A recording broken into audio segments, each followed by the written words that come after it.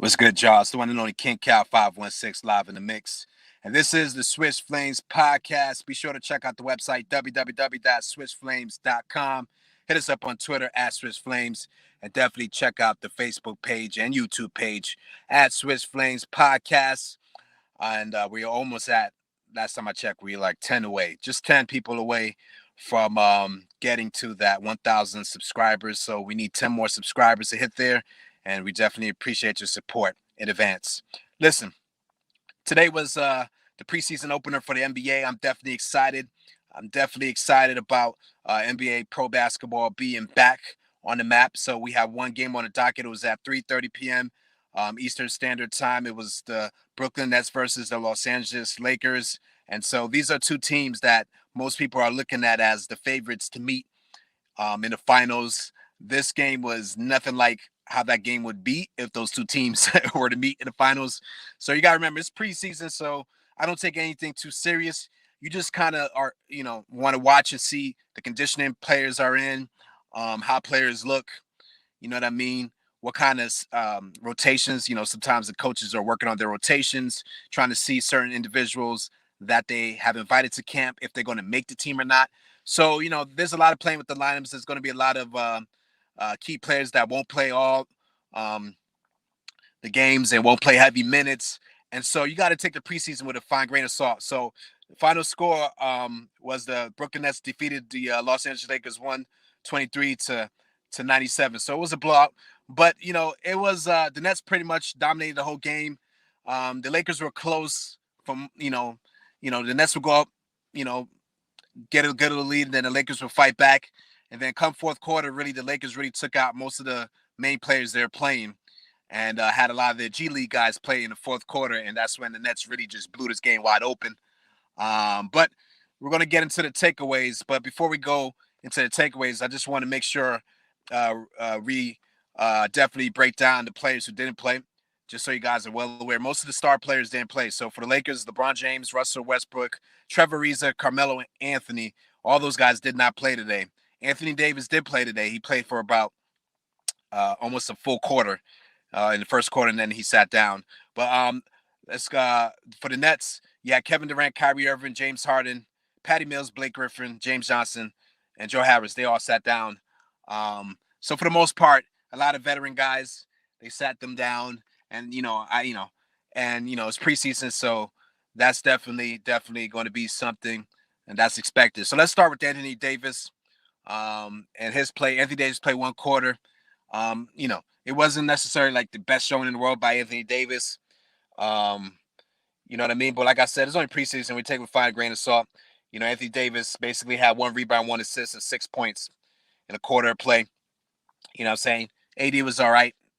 Like I said, he played about 11 minutes. So, you know what I mean? You got to take that with a fine grain of salt. But, as far as the Lakers, I'm just going to go by who I felt was really impressive. Malik Monk led all scorers with 15 points. Um, you know, uh, they had a couple of guys, do their thing. Dwight Howard ended up fouling out. Dwight Howard's back to his antics. But in 30 minutes, Dwight Howard had 11.6 rebounds. You know what I mean? So Dwight Howard did make an impact. Kendrick Nunn had basically a stat line of 9 points, 7 rebounds, and 1 assist. Taylor Horn-Tucker had 10 points, 4 rebounds, 3 assists. That's just some of the stat lines of the Lakers. Malik Monk led all Lakers scores of 15.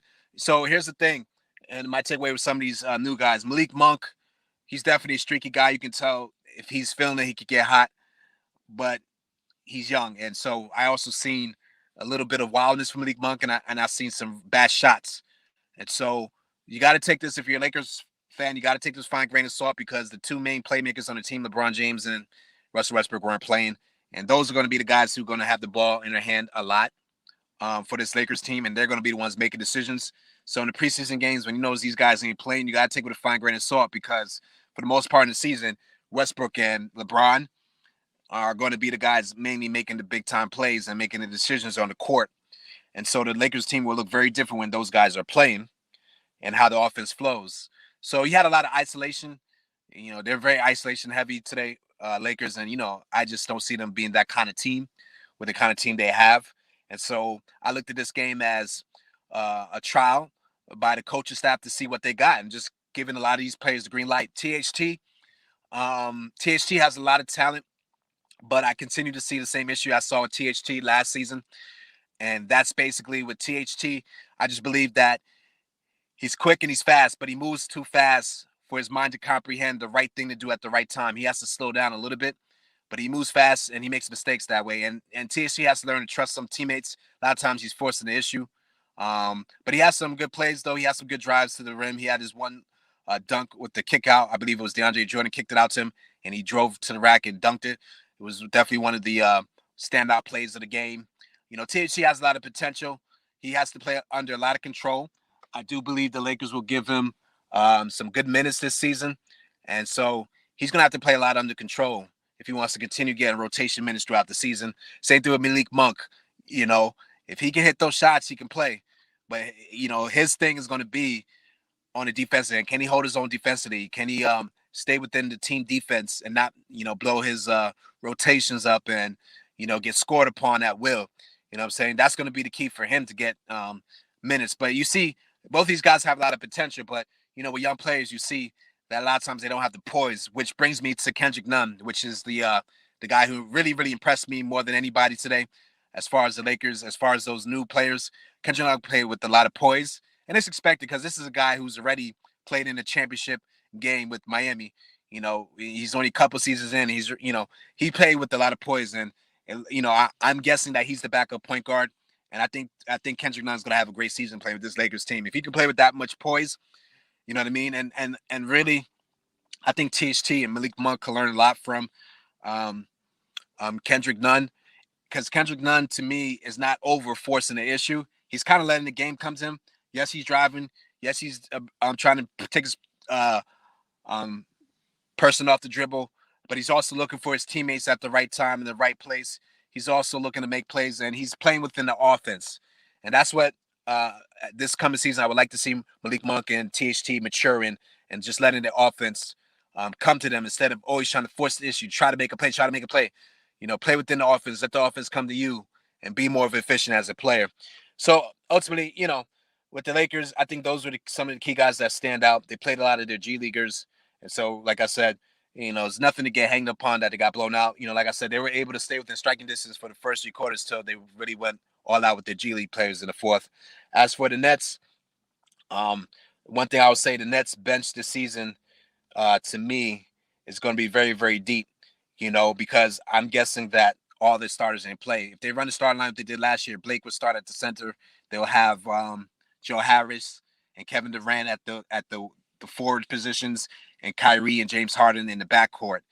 And, you know, and so I would say this, LaMarcus Aldridge, you know, remember he had early retirement last season. He played today. He wasn't really dominant. He did all right. He had 6 points, 4 rebounds, and 3 assists, you know, but just to see him on the court, you know what I'm saying, was a good sight. So shout out to LaMarcus Aldridge for fighting through. But as far as the Brooklyn Nets go, this rookie they got, Cam Thomas, is the real deal.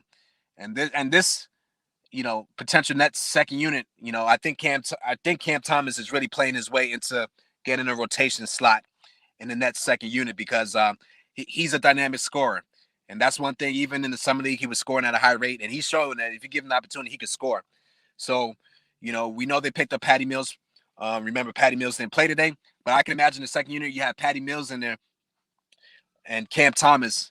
You know, that's going to be a scoring backcourt coming off the bench to, you know, ease the, you know, James Harden and Kyrie Irving. I mean, the Nets are really, really deep as far as that goes. So Cam Thomas really led all the net scores with 21. I mean, he's a shooter, man. He's a gamer, man. I really like seeing what he's doing. Bruce Brown, you know what I mean, have 13 points, 7 rebounds, and 2 assists. He had a decent game. I like what he was doing. Another new entry to the Nets that I think is going to be a big veteran presence, and he's not going to have a lot of pressure on him this season, so I think he's going to play well because of it, is Paul Millsap. Paul Millsap, to me, had a really great game. He had a double-double, 10 points, 10 rebounds, and 3 assists. Paul Millsap is a big time pickup. He's not going to have a lot of pressure on him because everything he's given to me is just gravy. It's just extra. This Nets team is very deep. They're going to continue to score a lot of points, and they're going to continue to be great. You know, if they stay healthy, they're going to have definitely a chance to have the best record in the league this year, in my opinion. So That's just a couple of stands on the Brooklyn Nets. To me, I'm just looking at this team once again, and that second unit is going to be very, very deadly. They're going to have one of the most deadliest bench as far as a unit that can come in and score a lot of points. I'm highly impressed with this Nets bench. And they're going to be deep this year. And so with that said, you know what I'm saying? Let me know what you guys think about this first preseason game. Like I said, I don't put a lot of weight on it, as I know, coaches are just trying to figure out who's going to get the minutes, what roles are people going to have, what some of these new players can do, what they're going to add to the team. It's kind of starting to get these views of players in live action. So I don't put too much weight on it. But nevertheless, I'm definitely excited that we have NBA basketball here.